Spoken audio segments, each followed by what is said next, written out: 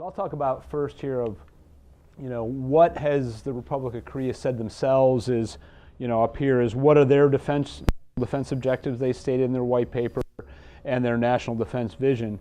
And the ones I'll kind of focus on here that I'll then lead and talk to, right, is protecting the nation from external military threats and attack, right, establishing a robust defense posture, right, strengthening future-oriented and autonomous defense capabilities in this piece, right? And so, right, so why do they want a nuclear submarine program, right? They stated, that's come out, the government has stated their primary reason, right, is they want nuclear attack submarines to counter North Korea's growing submarine force and the development of, right now, their Gorai diesel-electric ballistic missile submarine. So it's an old diesel boat. They've reconfigured in the sale there. They could potentially launch one of their in-development submarine-launched ballistic missiles, have a range about 1,250, 2,000 kilometers is what's currently estimated based upon some recent tests in the last couple of years. All right, so that's, they say, hey, this is going to be out there on deployment, so we need something that can there and kill it right away. And they feel that the best, the premier military capability to do that is a nuclear submarine. And I'll kind of argue that I think it's not the best investment of billions and billions of dollars and the time it would take to do that if that's really what they want.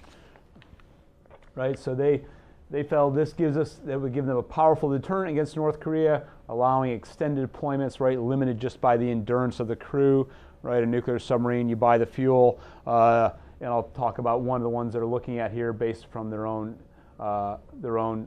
think tank report. So the Korean Defense Network, right, was given money to do a study over about 6 months of what would be an indigenous submarine program to potentially go after this threat. Coming out of that, the big recommendation was the French Barracuda class. So that's a new French attack submarine, and they're actually developing two versions of this: an air-independent propulsion, essentially diesel submarine, and then also a potential that both for indigenous French use and for export, a nuclear version. Basically, you kind of take out where the diesel AIP is, put in a nuclear reactor. It's a little bit bigger, and now you've got a nuclear submarine. So they said they want a fleet of at least 3 of these nuclear submarines to be able to continuously trail a deployed North Korean, again, non-nuclear diesel ballistic missile submarine. Okay, and the technology the Gorai is based on is 60s Russian diesel boat technology, not quiet, not air independent propulsion. So when it has to recharge its batteries, it has to come up to periscope depth and snorkel. So loud, easy to find, at least once a day out there. So they looked at this method. So initial estimates, and I expect it to be higher, but the initial estimates they said from their own is $1.6 billion per submarine. I expect it if they really go down this path, you're probably going to be greater than 2, especially indigenous building. You're not going to be able to build it as the Republic of Korea as efficiently and fast as the French can themselves.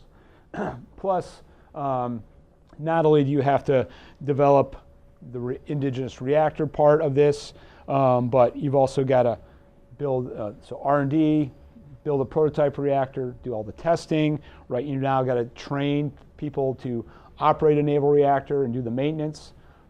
Republic of Korea has a lot of experience in commercial reactors, but very different technology, very different in how they operate and training and that piece and for that, right? One advantage that they looked at for the French Barracuda over other designs, one probably availability, that French would be willing to sell it and help them, but it's also a low enriched uranium reactor. So as opposed to what U.S. we build and some of the other nations out there, the UK and Russia, which are more highly enriched uranium, right? So more of a weapons grade uranium, right? So you then have to have more breeder reactors and things to do that. Kind of go against the current treaties we have with South Korea as far as their development of enrichment capabilities.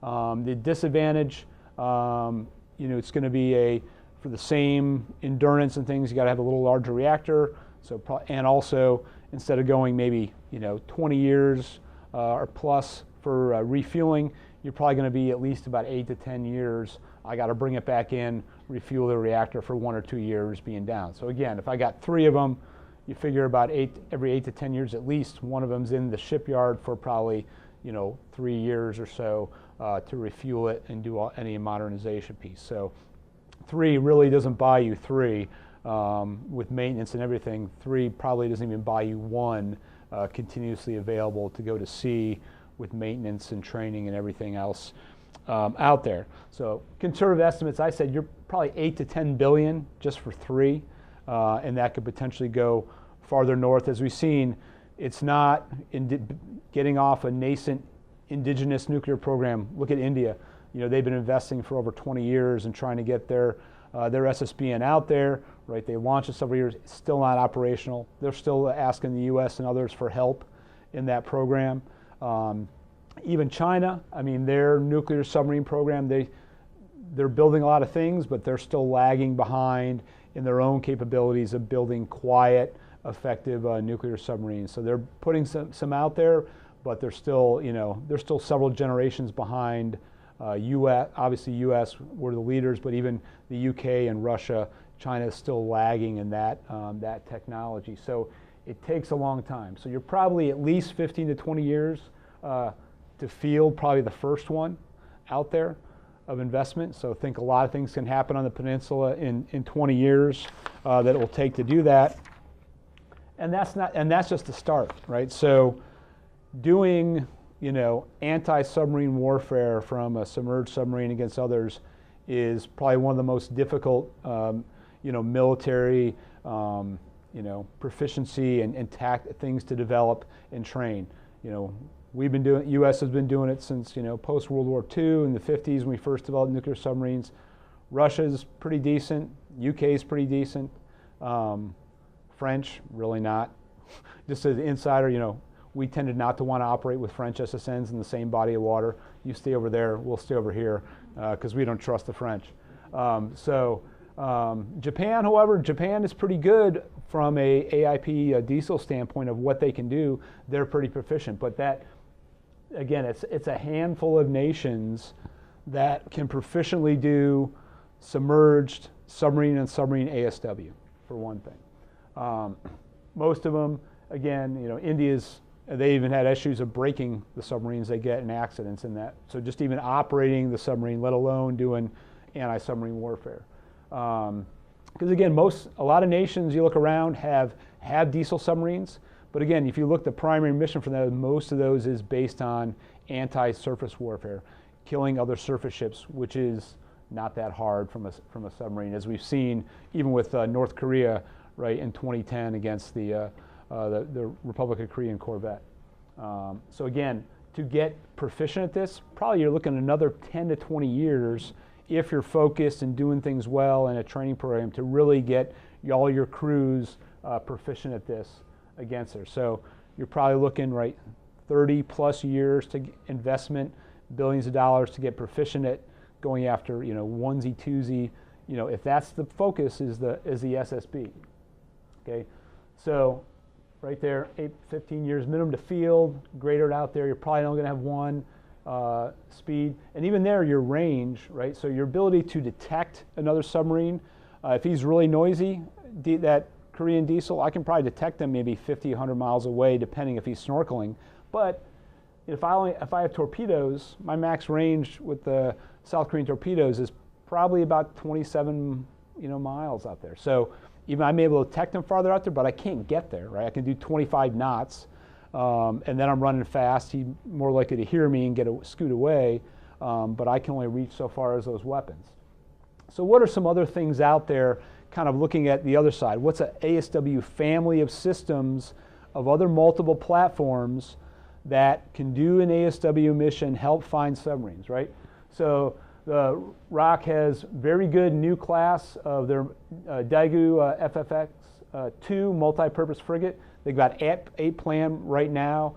They're about $3 million per ship, 16 VLS cells, so they can do land attack. They've got land attack missiles, anti-ship missiles, and ASW missiles. Also 6 torpedo launchers topside. They can carry an ASW helicopter, which carries sonar buoys, dipping sonar, or and additional torpedoes to kind of reach out and touch further. With this, they're also kind of a electric drive, so they're quieter. They're less likely for a submarine or someone else to hear them. So very capable frigate, I'd say, you know, on par with probably some of what the other nations in the world are providing as far as top-line ASW frigates today. Again, they've already got a plan right now to buy 12 ASW helicopters at about $64 million per. They haven't picked it right now. SH-60, some other Brits and some other ones are still in the mix there.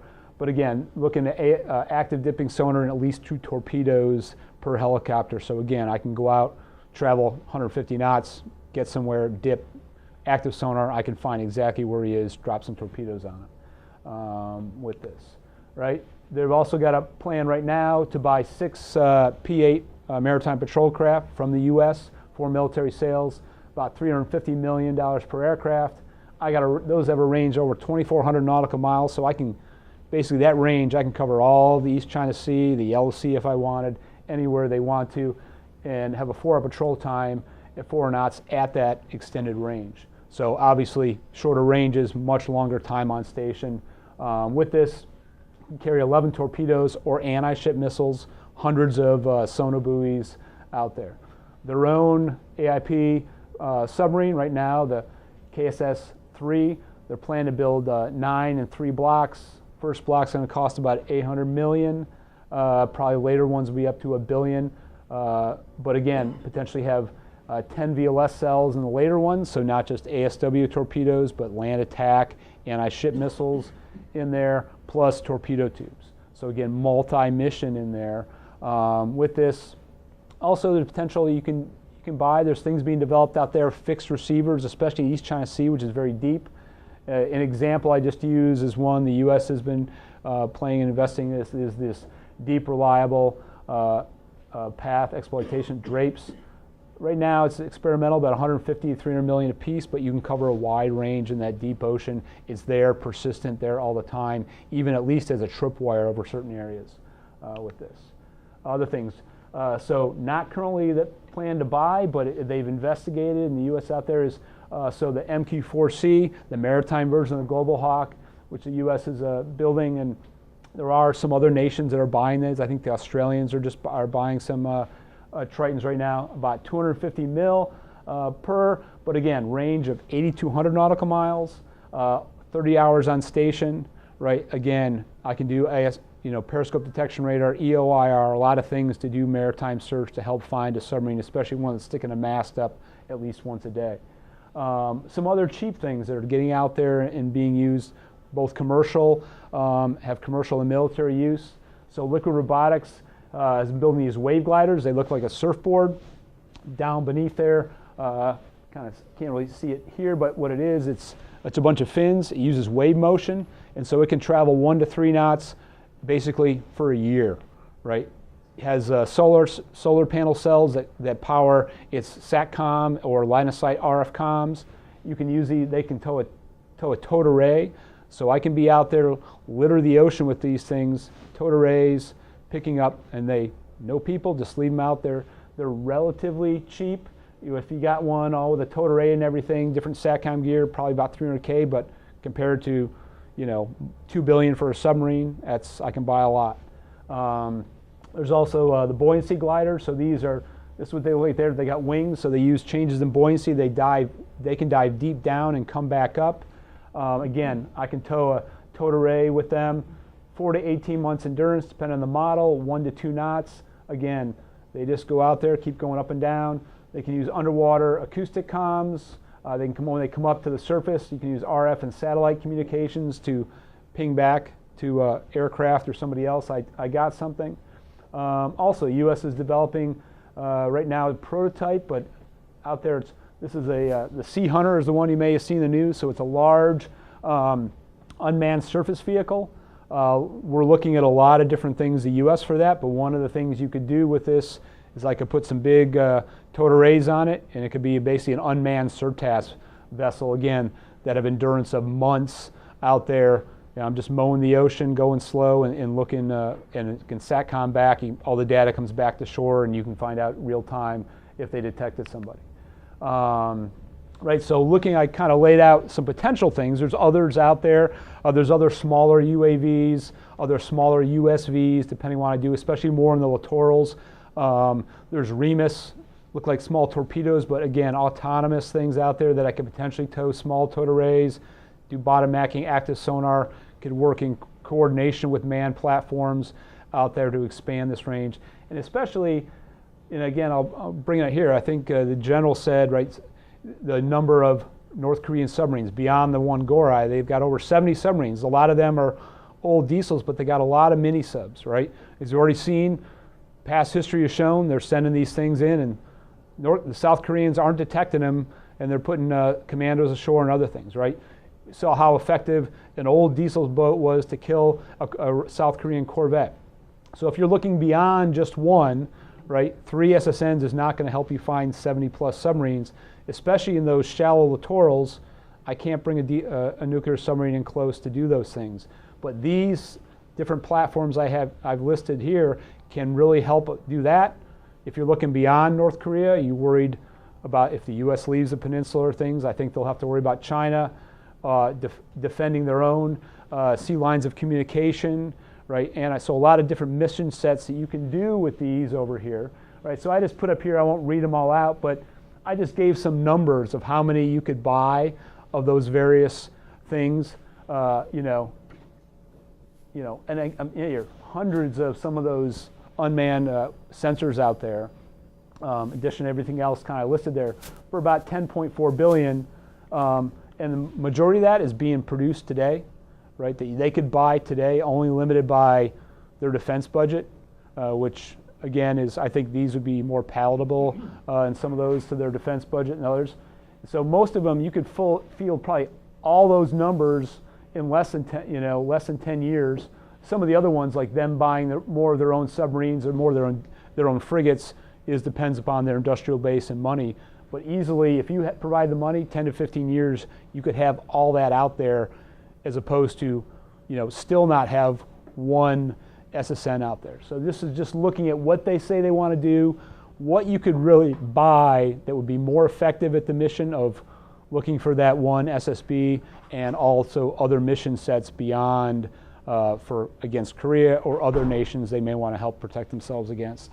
So that was kind of my focus of this part of it.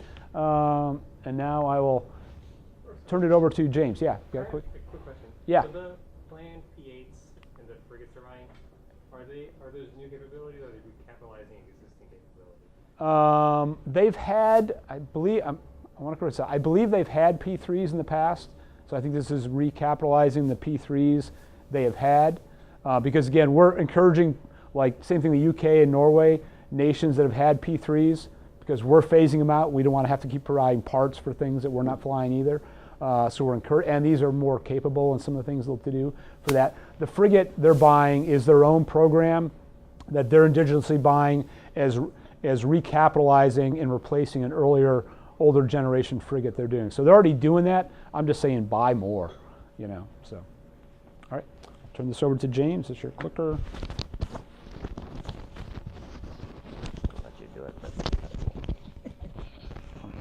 And there's.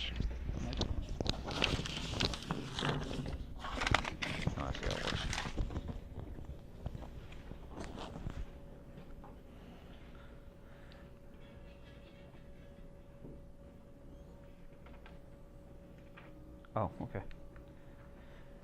So one of the things continuing on along these lines was on ROK and U.S. Navy cooperation. So not only are we looking at what alternatives are for a nuclear sub, but then what other alternatives are there in a cooperative network. And so setting on the ASW portion of this, right now currently there's a ASW cooperative committee, and that consists of the ROK Navy, 7th Fleet, and the USN Fleet Korea. These, what we can do now, or potentially encourage, is to increase that training, and a lot of this training I guess we could do it similar to, if I go back to my history, we made like a C3I, very command and control training, and eventually work some of it into a lot of the training that we do off Hawaii, up near I think Washington State and areas like that. I get one of the hard things to wrap into this is the impression that the Japanese may have. There's a dynamic we have to deal with, is the dynamic between Japan and South Korea, and so how do you try to get both these nations to potentially want to play together and accept playing together? That leads to some difficulties. I'm not really sure. That's still questions we're trying to dive through and how that plays in.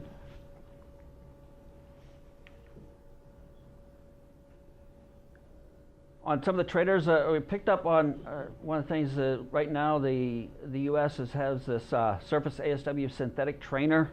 So basically, if we start to sell some of these systems to this ROK Navy, potentially we can get them into the same training regimen that the U.S. Navy is using, and get this ASW capability on par or on near par to where the U.S. Navy's at.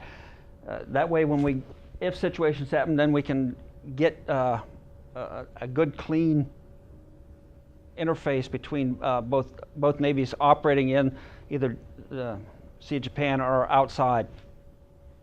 Likewise, one of the stretch goals here is actually trying to partner up with some of the Korean technology universities with U.S. universities, specifically looking at in areas of AI and using the AI systems to control drones. The Koreans did a really,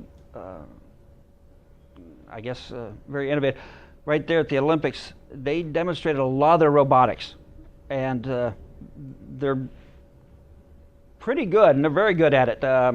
They have some very good AI systems. They're actually doing a push. They want to be one of the world's leaders. I think their ambition right now is to be top 4 in AI. And some of that we should encourage this. It is a certain wave of the future, but I don't know at what level you get into and how man out of the loop. U.S. policy is always to have man on the loop for all AI. Do you have a fully autonomous system? There's some certain issues to deal with when you get into that. Really looking out maybe some future cooperations that are not specifically military, and that's right now you have the Korea Institute of Ocean Science and Technology. It would be nice if they could partner up that organization maybe with Woodhull or Scripps or any of the other U.S. oceanographic research institutes, and start looking at doing some joint research and joint developments on areas that have naval interest. So, current and seafloor mapping, sound transmission through water. Potentially, and I don't know, I kind of was thinking about this, it would be light transmission also. I don't know how that plays out. Communications underwater, what technologies we can develop there for an object detection, potentially, and then also autonomous drones, and then how command and control systems for that, both on water surface and subsurface.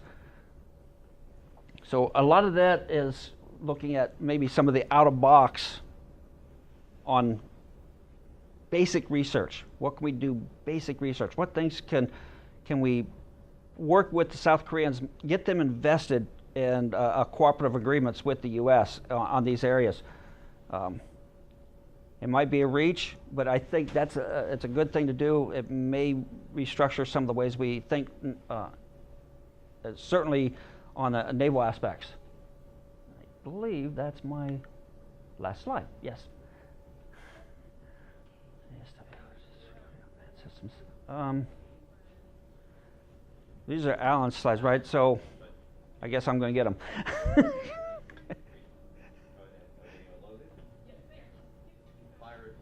Okay.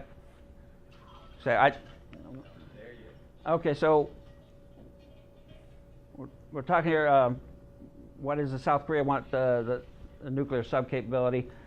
The point here is the asymmetrical asset towards an SLBM. Also, they're looking at their current inventory as inadequate towards that North Korean threat. And again, a deployment of a ROK SSN would address their concerns with the neighboring nuclear weapon states. We probably need to kind of move along. Okay, I'm just gonna. I won't read this off. I'll let it go. I'll let it go.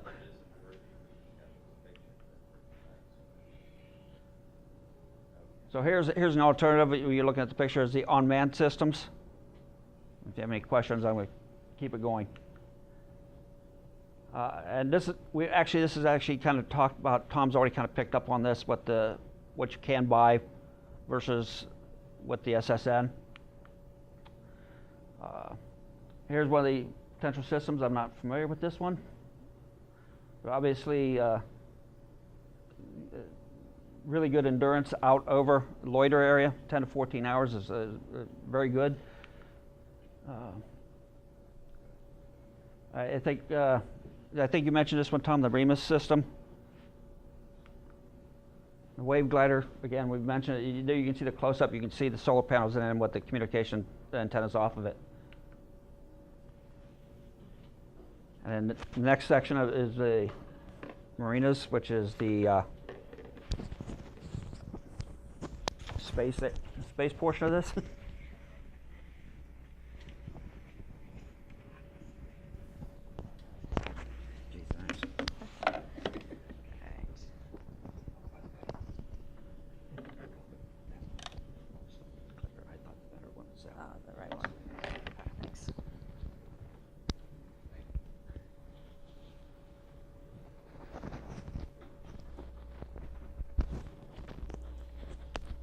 Can everybody hear me all right? Yep. If you get closer to the mic, that mic. This mic, okay.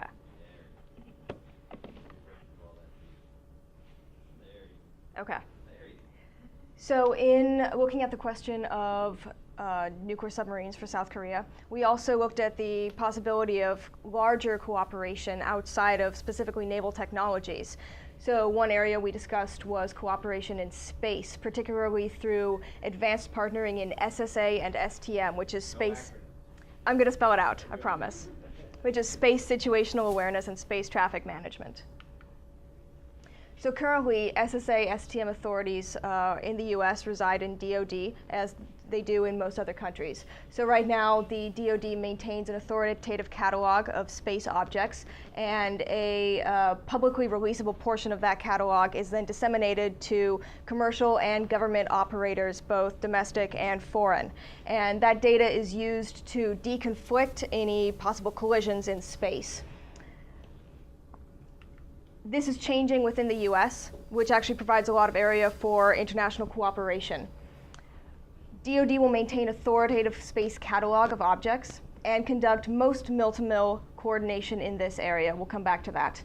It will also provide government military authorities with CDMs, which are conjunction data messages. So that's essentially an alert that one space object is approaching another space object. This is disseminated in the form of a two-line element, or TLE, TLE, which is essentially a list of numbers which, among other things, identifies the satellite by number, and then provides data which can be used as an input to determine at any given point of time where that satellite will be in its orbital path. When multiple two-line elements are combined, you can track trajectories of two different objects and determine whether there's any chance of collision in the future. This is not an exact science currently. Going forward, these authorities will partially transition over to the Department of Commerce. The Department of Commerce, according to SPD 3, which is Space Policy Directive 3, which was issued earlier this year, will stand up a civil agency or system, either directly through the Department of Commerce or in partnership with academia or industry in the United States. And Going forward, that agency will be responsible for the dissemination of FSSA data and STM data. This will incorporate the publicly available portion of the DoD catalog and potentially the classified portion that has yet to be decided. Basic SSA and STM data is currently what the DoD provides. Those are the two-line elements. Going forwards, this is not going to be the case. Basic SSA and STM data will still be provided to allies, but what the Commerce Agency will do is actually incorporate data from academia and industry.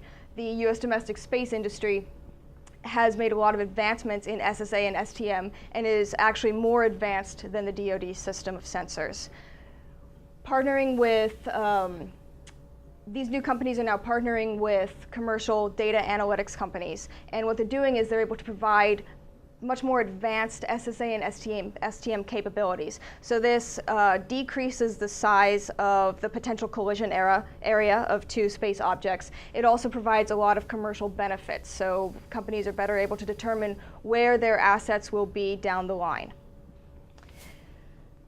By incorporating commercially available SSA and STM data, that's actually going to be a marketable product in the future. So the Department of Commerce will continue to provide this information to foreign governments, foreign operators in the basic level. The advanced capabilities will actually be sold for profit. And here's an area of partnership with ROK. ROK has a small but actually fairly developed commercial space industry.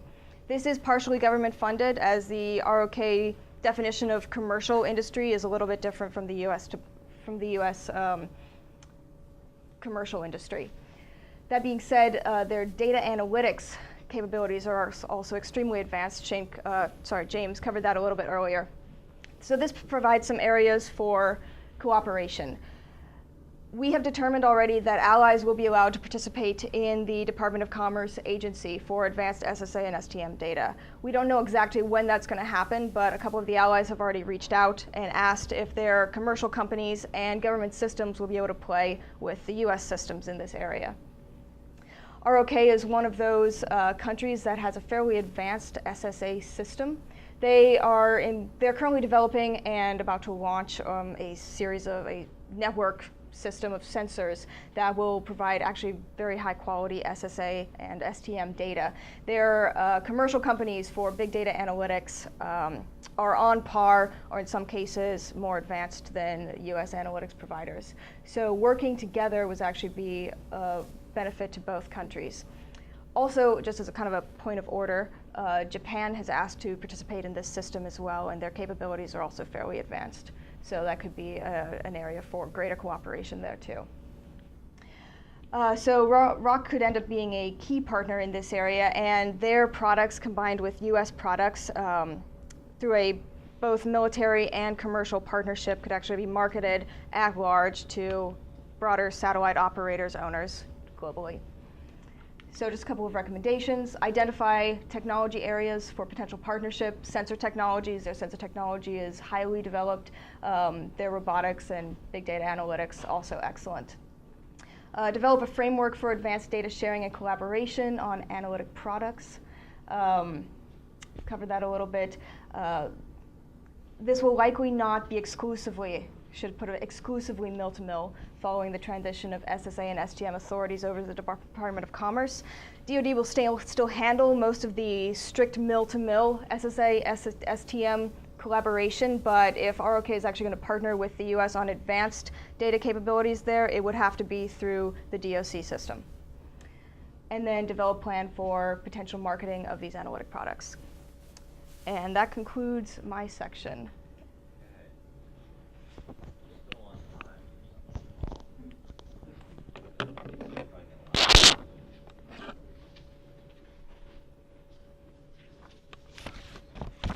The last presentation was to be given by Shane Billsborough, and he could not be here. A bit of a medical kind of thing, so we hope all goes well there. What he wanted to talk about, and had some very interesting slides on, is the whole question of artificial intelligence, and cyber cooperation. His key point was something which I didn't know anything about, and that is that Korea is very, very, very far along in working this field. We tend to think, because, let's see, oh, we're number one, that's right, that everyone else really is nowhere close, but in fact, they're quite far along.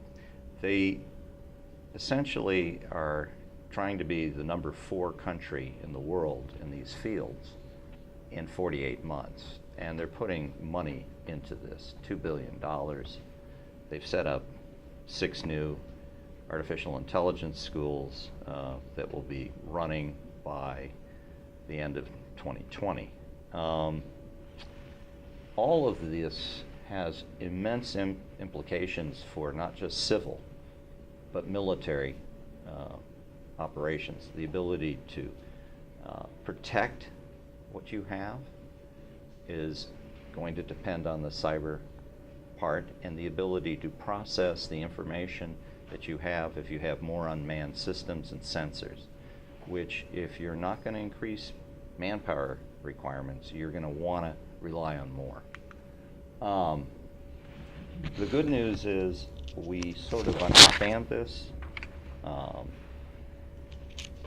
There is a kind of working group relationship that could be built upon. In particular, they already in South Korea are creating a national cyber command, a national cybersecurity center. The problem, of course, is as good as they are in protecting their various electronic and informational systems, they are being hacked severely. We can learn a great deal from helping them. I think that's the key point. And we sometimes think that if you help someone, it's a zero-sum game.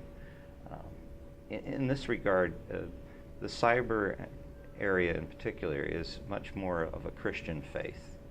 A charity begets real benefits, and if we give, we get a lot of information and learn a lot about how to protect our own systems. So this is an opportunity that we need to take advantage of. More on this. Let's see here. I think this slide is a continuous slide. I think I covered that already. The basic recommendations that come out of this are as follows. We need more joint initiatives to secure South Korean naval networks, including CQ, logistics, and ISR fusion nodes. I think more generally we don't have to limit it to naval. This has implications across the entire spectrum of military operations and civilian. I think Shane was very keen on actually establishing joint artificial intelligence and cyber research centers and investment funds. In this regard, a little bit of attention, like something as radical as a hearing. I know we don't do those anymore, but we used to. We could perhaps try to hold a hearing. If you even indicated at all that there might be some tax advantages to doing certain kinds of investments, you might get a lot of investment in this field that would actually save you defense spending. You might want to analyze how that might work. You don't want to get crazy giving away the store in tax benefits, but there is a payoff exchange ratio that you can study and come up with something that might be sellable. Would have no line item budget immediate implications. In addition, academic centers and learning, having research centers in academic environments can be encouraged by something as simple as student visas. Maybe you encourage certain kinds of student visas for certain kinds of study. In addition, HB10s could be focused on this. Now that sounds like it's one way in the direction of getting them over here, or, but it can work the other way. It seems to me that you want to encourage Americans to want to work these issues in Korea for a very, very vulgar reason. You might want to have more Americans in South Korea, just in general, even for shorter periods of time. Having American numbers, even in civilian capacity, living and working in Korea and understanding the place, gives them the assurance that we have lots more reasons to come if there's trouble. I think what you do not want to see is a reduction in the numbers of Americans physically on the peninsula. I think this is sort of a soft point, but it's a very important one. If we reduce the military personnel, this will become even more important to pay attention to. Other than that, let me make sure that I do one other thing. I want to thank the group. They came, how many times did we meet? 3, 4 times? 3, no. But did you make any money? No. You got a meal. They volunteered their time, and the last thing that I think really needs to be said, this stuff will get briefed to the U.S. government. I'll see to it. I'm a little concerned that some portions, particularly the ASW portion, is not yet been briefed to the Korean government. That's a mistake. I know that's a mistake because one of the participants in our group is very close with the embassy, and they said, you know, we need to get nuclear submarines because this is the best way to do ASW. And she said, well, if you could get a brief that said otherwise, would you be interested in it? Indeed, if you got a clear-cut brief that would say that that's not true, would that persuade you? And he said, absolutely. Hasn't happened yet. With that, we have 15 minutes for questions.